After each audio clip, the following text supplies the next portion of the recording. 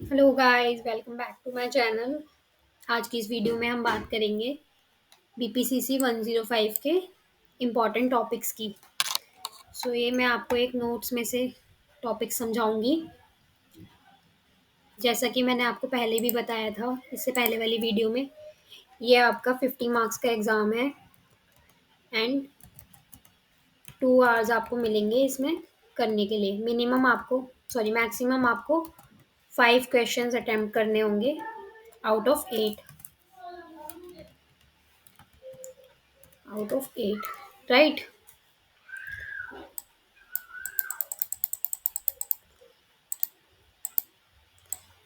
ठीक है guys, start करते हैं। चलिए इस वीडियो को। पहला हमारा टॉपिक है gold and step in psychological research.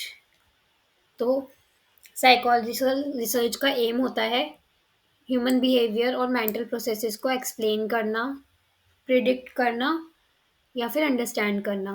मतलब पहले से अनुमान लगाना या कोई बिहेवियर क्यों हो रहा है ये एक्सप्लेन करना, या समझना कि ह्यूमन बिहेवियर क्या होता है। तो इसके गोल्स और स्टेप्स हमने नीचे एक्सप्लेन किए हुए हैं।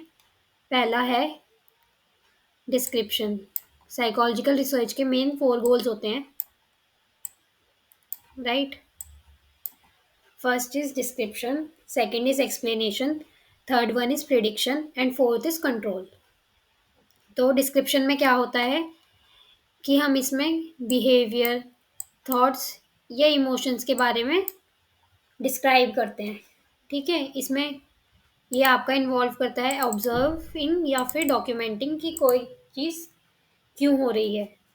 Phenomena. This involves observing and documenting phenomena to understand what is happening. Second one is explanation. Explanation में क्या होता है, ये आइडेंटिफाई करता है causes of behavior and mental processes, right? Researcher seeks to understand why certain behavior occurs and underlying mechanism. कि मतलब कि अगर किसी पर्सन को फॉर एग्जांपल गुस्सा आ रहा है तो गुस्सा क्यों आ रहा है, ये इसके एक्सप्लेनेशन के अंडर में आ गया। Third is prediction. प्रिडिक्शन का मतलब होता है अनुमान लगाना। जैसे फोरकास्ट वर्ड आपने सुना होगा न्यूज़, जैसे वेदर के लिए यूज़ होता है ये वर्ड, कि पहले से ही कि कल का वेदर क्या होगा, या अनुमान लगाना। ओके, नेक्स्ट हो जाएगा हमारे पास टू फोरकास्ट फ्यूचर बिहेवियर और outcome based on observe patterns. किस पे बेस्ड होता है ये, पैटर्न्स पे, कि किसी चीज़ में क्या पैटर्न्स आ रहे हैं उसको देख के हम अनुमान लगाते हैं।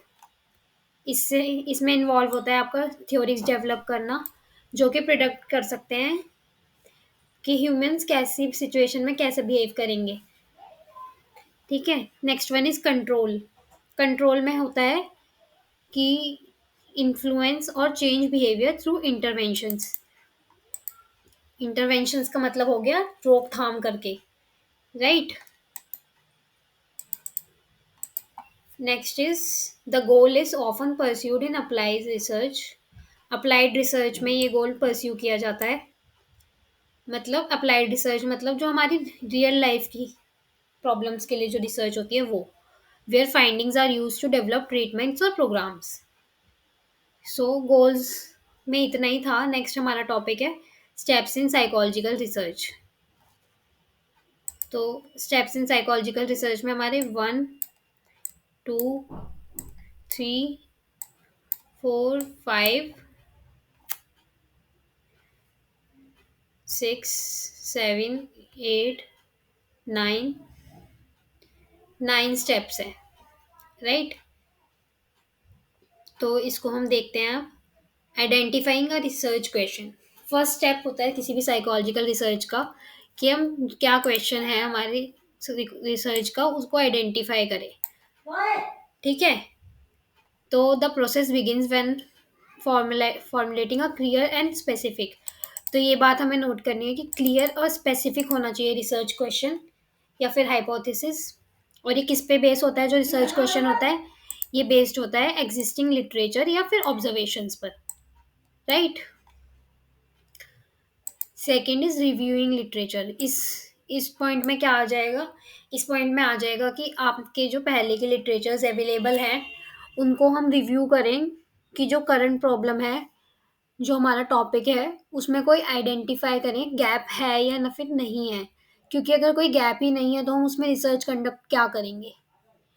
ये आप आगे पढ़ेंगे कि रिसर्च कंडक्ट करने के लिए तीन चीज़ें इम्पॉर्टेंट हैं। एक तो उसमें गैप होना चाहिए नॉलेज में, एग्जिस्टिंग नॉलेज में, राइट, और दो चीज़ें और हैं, वो अगर हम डिस्कस करने लगेंगे तो ये लंबा हो जाएगा। इस वीडियो में हम अभी पहले एक टॉपिक ही डिस्कस करेंगे। Next point is choosing a research design. तो आपके बहुत सारे रिसर्च डिज़ाइन होते हैं, उसको चूज़ करना जो आपके रिसर्च के साथ अलाइन करे। तो इसमें कुछ रिसर्च टॉपिक डिज़ाइंस के नाम दिए हुए हैं। एक्सपेरिमेंटल हो गया, कोरिलेशनल हो गया, ऑब्जर्वेशनल हो गया, क्वालिटेटिव हो गया। अगर आपसे स्टेप्स पूछे जाते हैं तो आपको इन डिज़ाइंस को एक्सप्लेन करने की कोई ज़रूरत नहीं है। बट अगर आपसे सिर्फ और सिर्फ रिसर्च डिज़ाइन के बारे में पूछा जाता है तो आपको ये एक्सप्लेन करना ज़रूरी होता है। नेक्स्ट नेक्स्ट पॉइंट है सिलेक्टिंग पार्टिसिपेंट्स। पार्टिसिपेंट सिलेक्ट करना एक इम्पॉर्टेंट वो हो जाता है, क्योंकि हमें डिटरमाइन करना पड़ता है कि हम कौन सी जेंडर के पार्टिसिपेंट लेना चाहेंगे, बोथ जेंडर्स या फिर मेल या फिर फीमेल, कितने ज़्यादा हम पार्टिसिपेंट्स लेना चाहेंगे, राइट। तो सैम्पल साइज डिटरमाइन करना, दिस में involve random sampling. Random sampling में हो गया कि हमने हमारी कन्वीनियंस के हिसाब से जो भी हमारे पास अवेलेबल थे सैंपल, उनमें से हमने रैंडमली चिट्स के थ्रू या और दूसरे वेज से सिलेक्ट कर लिया। सेकंड हो गया कन्वीनियंस सैम्पलिंग। कन्वीनियंस सैम्पलिंग मतलब हमारी फैमिली में या हमारे फ्रेंड्स में जो हमें रिसर्च पार्टिसिपेंट्स के लिए अवेलेबल है उन लोगों को चूज़ कर लिया, या फिर और अलग methods. Next is data collection. तो हमने सैंपल साइज सिलेक्ट कर लिया तो हमें अब डाटा कलेक्ट करना है। हमारी जो स्टडी है सपोज वो हम कर रहे हैं कि इंडिविजुअल्स के स्लीपिंग पैटर्न का क्या इफ़ेक्ट पड़ता है इंडिविजुअल की लाइफ पे। तो हमने सैंपल साइज से क्वेश्चंस पूछेंगे, तो उनके क्वेश्चन के आंसर्स के बेसिस पे हम डाटा कलेक्ट करेंगे, राइट। जैसे कि हम सर्वे कर सकते हैं जो सैंपल साइज है उसका, इंटरव्यू कर सकते हैं, ऑब्जर्व ऑब्जर्व कर सकते हैं उन लोगों को। ठीक है, ये एथिकली और सिस्टमैटिकली करना ज़रूरी है। नेक्स्ट स्टेप है डाटा एनालिसिस। अब हमने डाटा कलेक्ट कर लिया तो उसको एनालाइज करना भी एक इम्पॉर्टेंट स्टेप है। रिसर्च में आप लोग जानते हैं डाटा एनालिसिस बहुत इम्पॉर्टेंट रोल प्ले करता है। तो कलेक्टेड डाटा को स्टैटिस्टिकल मेथड्स के थ्रू हम एनालाइज करेंगे जिससे कि हम कंक्लूजन निकाल सकें। Next point is interpreting results. अब हमने डाटा एनालाइज कर लिया तो हम उससे अब इंटरप्रेट करेंगे कि वो क्या हमारे को दे रहा है। सपोज हमने interpreting the findings in the context of original hypothesis and existing literature. हमने एक हाइपोथेसिस दिया था कि जो स्लीप है उसका हमारे लाइफ पे पॉजिटिव इम्पैक्ट पड़ता है, मतलब अब हमारी सफिशिएंट स्लीप होगी तो हमारी लाइफ में पॉजिटिव इम्पैक्ट रहेगा। अगर स्लीप ज़्यादा या कम हो जाएगी तो हमारी लाइफ में गलत इम्पैक्ट पड़ेगा, राइट। तो ये दोनों डायरेक्टली प्रोपोर्शनल हैं, स्लीप। तो ये हमारा हाइपोथेसिस हो गया, राइट। तो हम उससे अपने रिजल्ट को कंपेयर करेंगे। रिपोर्ट फाइंडिंग्स मतलब जो हमारी इंटरप्रेट किया हमने, जो भी हमारी फाइंडिंग्स आई उसकी रिसर्च रिपोर्ट क्रिएट करना या पेपर क्रिएट करना, जिससे कि दूसरे लोगों को हमारी उससे हेल्प मिल सके। Next point is reflecting on the research.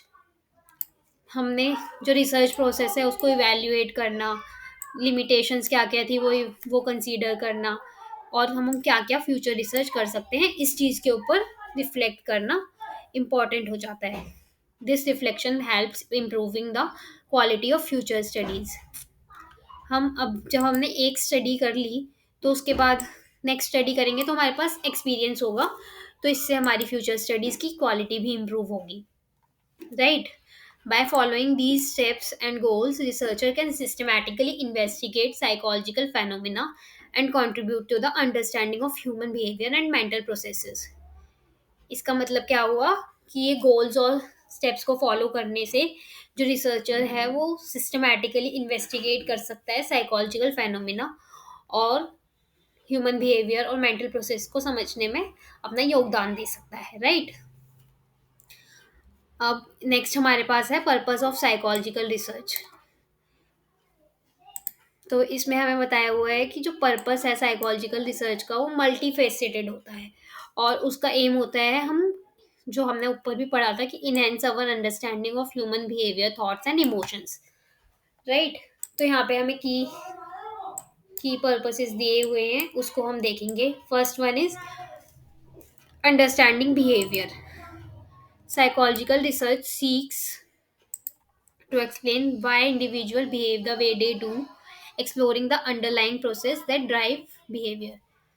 ये सब हम जल्दी जल्दी कवर करेंगे, ये ऊपर भी हम बात कर चुके हैं इन चीज़ के बारे में। Researcher aim second point is identifying patterns. Researcher aim to identify patterns and trends in behavior across different populations which can help in predicting future behaviors। तो हम कि एक डिफरेंट कल्चर की डिफरेंट पॉपुलेशंस की क्या क्या पैटर्न्स है वो हमें रिसर्च से पता चलता है, जिससे कि हम उनके फ्यूचर बिहेवियर को प्रिडिक्ट कर सकते हैं। तो एक पर्पस होता है साइकोलॉजिकल रिसर्च का कि हम थ्योरीज को टेस्ट कर सकते हैं। जैसे एग्जिस्टिंग थ्योरीज है, हमारी फ्रॉइड की थ्योरी है, उसको अगर हमें टेस्ट करना है तो हम उसके लिए रिसर्च कंडक्ट कर सकते हैं। ऑल्दो उसके लिए ऑलरेडी रिसर्चेस कंडक्ट हुई हैं, काफ़ी लोग उसके अगेंस्ट भी थे, काफ़ी लोग उसके फेवर में भी थे, वो अलग टॉपिक हो जाता है। Second one is next one is informing practice. Findings from psychological research can inform clinical practices, educational strategies, and organizational policies, leading to improved outcome in various settings. Right? जो हमारी फाइंडिंग्स होती है psychological research की, वो हम clinical institutions वगैरह में बता सकते हैं, जिससे कि उनके आउटकम्स इम्प्रूव हो सके। Next one is addressing mental